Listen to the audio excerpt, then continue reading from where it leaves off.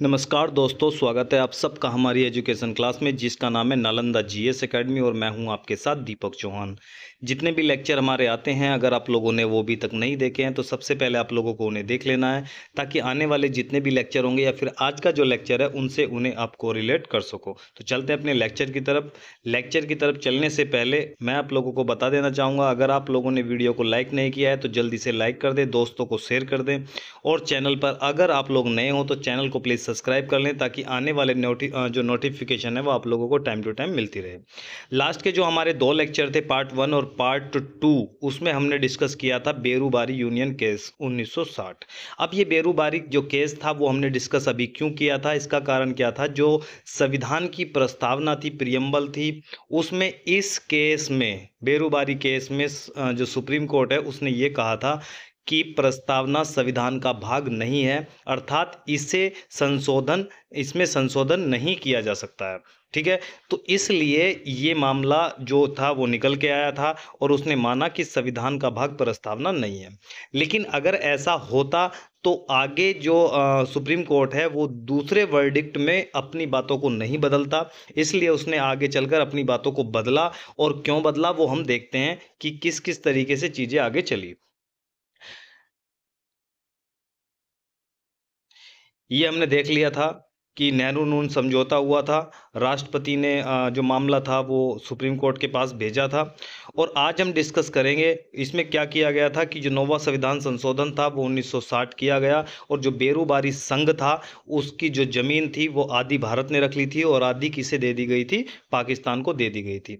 अब बात करते हैं बेरूबारी संघ वीएस केशवानंद भारती केस 1973। आप जानते हो कि केरला का 1973 का एक केस आया था, बड़ा फेमस केस है और आज भी उसकी जो है चर्चाएं बहुत ज़्यादा की जाती हैं और इसका नाम था केशवानंद भारती केस।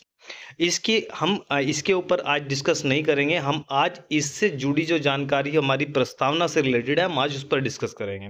बेरूबारी संघ 1960 के मामले में सुप्रीम कोर्ट ने व्यवस्था दी कि प्रस्तावना संविधान का भाग नहीं है।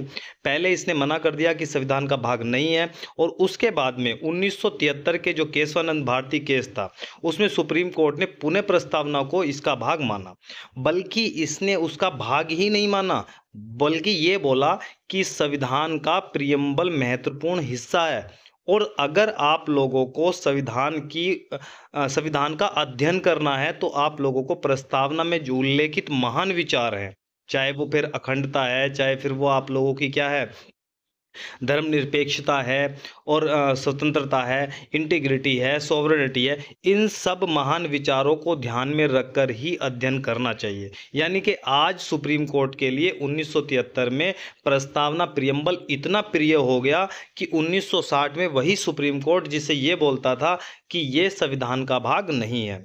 इसके बाद 1995 में आए LIC मामले में न्यायालय ने प्रस्तावना को आंतरिक हिस्सा माना। ये आप लोगों से एग्जाम में पूछा जा सकता है। जब मैं एग्जाम दे रहा था तो मेरे एग्जाम में ये आया था कि जो प्रस्तावना है वो संविधान का भाग है या नहीं, उसमें है था। ठीक है, तो एक मामला ये था कि आप लोगों को ये पता होना चाहिए कि एक बार सुप्रीम कोर्ट ने मना किया और उसके बाद में उसने बोला कि संविधान का भाग जो प्रस्तावना वो है और आज भी ये रिलेवेंट है, आज भी यही चीज़ चली आ रही है। संविधान निर्माताओं का मत क्या था कि संविधान का भाग प्रस्तावना है या नहीं। हालांकि प्रस्तावना को बाकी भागों के बाद स्वीकार किया गया था। सबसे पहले सारे जो भाग थे 22 भाग थे, 395 अनुच्छेद थे और जो 7 अनुसूची थी उसमें जो है प्रस्तावना है उसे सबसे बाद में क्या किया गया था, स्वीकार किया गया था संविधान सभा के द्वारा। संविधान सभा के अध्यक्ष जो उस समय के थे राजेंद्र प्रसाद, डॉक्टर राजेंद्र प्रसाद, उनके प्रश्न पर उस समय प्रस्तावना को संविधान का भाग माना गया था जो आज के न्यायालय के मत से साम्यता रखता है या फिर समानता रखता है।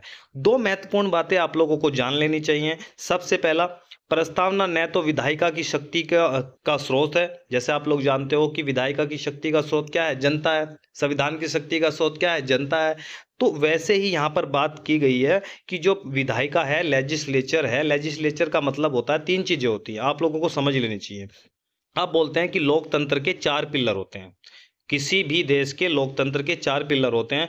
सबसे पहला होता है आप लोगों का लेजिस्लेचर, लेजिस्लेचर या लेजिस्लेटिव, जिसे हम विधायिका भी बोलते हैं। इसके बाद में आता है कार्यपालिका, एग्जीक्यूटिव, कार्यपालिका। लेजिस्लेटिव क्या करेगी? कानून बनाएगी, ठीक है, एक्ट बनाएगी। अब जो कार्यपालिका है उन्हें देश के अंदर ये इम्प्लीमेंट करेगी, ठीक है। दो हो गई कार्यपालिका। अब ये दोनों मिलकर क्या खिचड़ी पका रहे हैं, उस खिचड़ी को चेक करने का काम किसका है? न्यायपालिका, न्यायपालिका या फिर जुडिशरी, इसका काम है इन तीनों के कर्मों को चेक करना।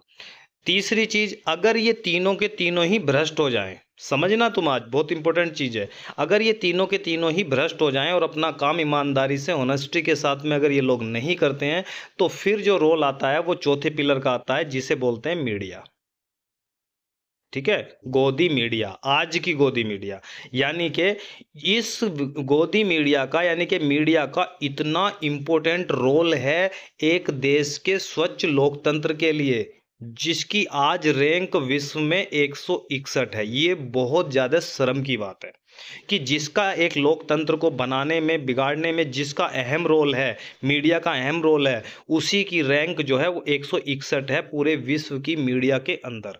और इससे शर्मनाक बात दूसरी नहीं हो सकती है।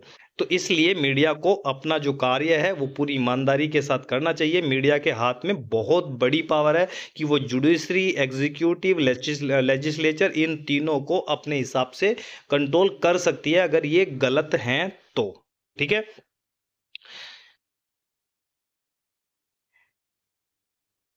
प्रस्तावना न विधायिका की शक्ति का स्रोत है और ना ही ये उस पर प्रतिबंध लगाने वाला है।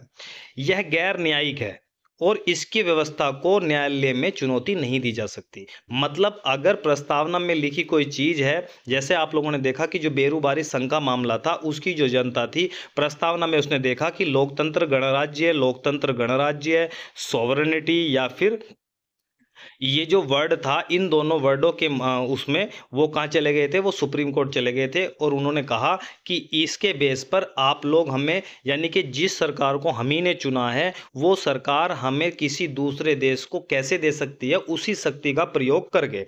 तो उस समय पर इन्होंने जो है क्या कर दिया था, न्यायालय ने इस बात को सुना भी था और उसने संविधान का भाग इसे नहीं माना था। लेकिन आज ये व्यवस्थाओं के अनुसार क्या मिलता है कि न्यायालय में इसे चुनौती नहीं दी जा सकती है। और किसे नहीं दी जा सकती है? डीपीएसपी, डीपीएसपी, ठीक है। जो आप लोगों के क्या होते हैं, नीति निर्देशक तत्व होते हैं, उन्हें भी जो उसमें लिखा है, आप उसमें लिखे हुए को प्राप्त करने के लिए, देश में इंप्लीमेंट कराने के लिए आप कहीं पर भी न्यायालय में चुनौती उन्हें नहीं दे सकते हैं, ठीक है। जैसे आप फंडामेंटल राइट है, फंडामेंटल राइट में अगर गवर्नमेंट आप लोगों को फंडामेंटल राइट प्रोवाइड नहीं कराती है या फिर आपके फंडामेंटल राइट्स का वायलेशन करती है, तो आप डायरेक्ट आर्टिकल 32 के तहत और आर्टिकल 226 के तहत आप कहाँ जा सकते हो? सुप्रीम कोर्ट और हाई कोर्ट में जा सकते हो। वहाँ पर अपनी जो पिटीशन है वो आप लोग फाइल कर सकते हो। आर्टिकल 368 के तहत प्रस्तावना में संशोधन संभव है या नहीं है, ठीक है।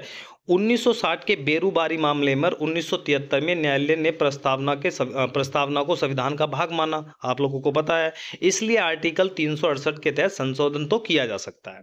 ये याद रखना है, वो क्वेश्चन दे देगा आप लोगों को, 4 ऑप्शन दे देगा कि आर्टिकल 3 के तहत किया जा सकता है, आर्टिकल 368 के, और कुछ भी चीज़ें दे सकता है। संविधान में संशोधन किया जा सकता है 368 के तहत या नहीं किया जा सकता, ठीक है। तो जो संशोधन है, अगर संविधान का भाग प्रस्तावना है तो संशोधन तो देखो किया जा सकता है, ठीक है।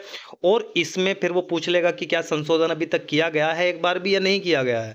तो संशोधन किया गया है 1976 में, 1976 में, यानी कि कौन सा आया था? 42वां संविधान संशोधन आया था 1976 के अंदर। और इसमें प्रस्तावना में पहली बार संशोधन किया गया था। और संशोधन करने के बाद में कौन कौन से वर्ड जोड़े गए थे? समाजवादी, धर्मनिरपेक्षता और अखंडता। ये तीनों वर्ड कब जोड़े गए थे? 42वें संविधान संशोधन के द्वारा 1976 में जोड़े गए थे और उस समय पर जो इंदिरा गांधी थी वो प्राइम मिनिस्टर थी और इसे 42वें संशोधन को मिनी कॉन्स्टिट्यूशन अमेंडमेंट भी बोला जा सकता है या बोला जाता है। ठीक है, 1973 का जो केशवानंद भारती केस था, उन्होंने कहा था कि संशोधन तो किया जा सकता है लेकिन जो बेसिक स्ट्रक्चर है प्रियम्बल की, आप उसमें कोई भी चेंज नहीं कर सकते हैं। जैसे अगर हमने कहा कि भारत लोकतंत्र गणराज्य है, भारत लोकतंत्र गणराज्य है, तो अगर कल को कोई दूसरी सरकार आती है और उसकी मेजोरिटी ज़्यादा होती है या मेजोरिटी में वो होती है, तो वो चाहे कि संविधान में संशोधन करके लोकतंत्र को हटा दे और वहाँ पर कोई तानाशाही या फिर इस्लामिक कंट्री या कोई और कंट्री का नाम वो रखने की कोशिश करे, तो केशवानंद भारती में साफ साफ कहा गया है कि जो इसकी बेसिक स्ट्रक्चर है, मूल संरचना है, आप संविधान संशोधन के तहत उसमें बदलाव नहीं कर सकते हो, बाकी आप कुछ भी चेंज कर सकते हो। ठीक है, तो ये चीज़ है, यानी कि आने वाली सरकार, जैसे आप लोगों ने देखा होगा बीजेपी ने नारा लगाया कि 400 पार। अब 400 पार में ये सुनते ही काफ़ी लोगों ने कहा कि बीजेपी संविधान को बदलना चाहती है, क्योंकि संविधान को देखो संशोधन करने की शक्ति 400 पार के बाद में ही मिलती है, क्योंकि आप लोगों को जो है फुल मेजोरिटी में गवर्नमेंट होनी चाहिए चीज़ों को चेंज करने के लिए। लेकिन जो 73वां केशवानंद भारतीय केस था उसमें इन्होंने साफ मना कर दिया कि आप बेसिक स्ट्रक्चर को चेंज नहीं कर सकते हो। ठीक है, तो ये रहा आज का लेक्चर। और आज का लेक्चर अगर आप लोगों को पसंद आता है तो वीडियो को लाइक कर दे, दोस्तों को शेयर कर दे और चैनल को सब्सक्राइब कर लें। मिलते हैं नेक्स्ट लेक्चर में। नेक्स्ट लेक्चर में हम लोग देखेंगे 22 भाग देखेंगे, यानी कि जो भाग पहला है उसे हम देखेंगे और 22 भाग देखेंगे, 395 अनुच्छेद देखेंगे और आज अनुच्छेद कितने हो चुके हैं, भाग कितने हैं, अनुसूची कितनी है, सूची कितनी है, वो सारी की सारी चीज़ें हम नेक्स्ट लेक्चर में देखने वाले हैं। तो बने रहिए नालंदा जीएस एकेडमी के साथ और देखते रहिए दीपक चौहान के साथ नालंदा जीएस एकेडमी। ठीक है, तो मिलते हैं नेक्स्ट लेक्चर में। जब तक के लिए दीजिए हमें इजाज़त। जय हिंद, जय भारत।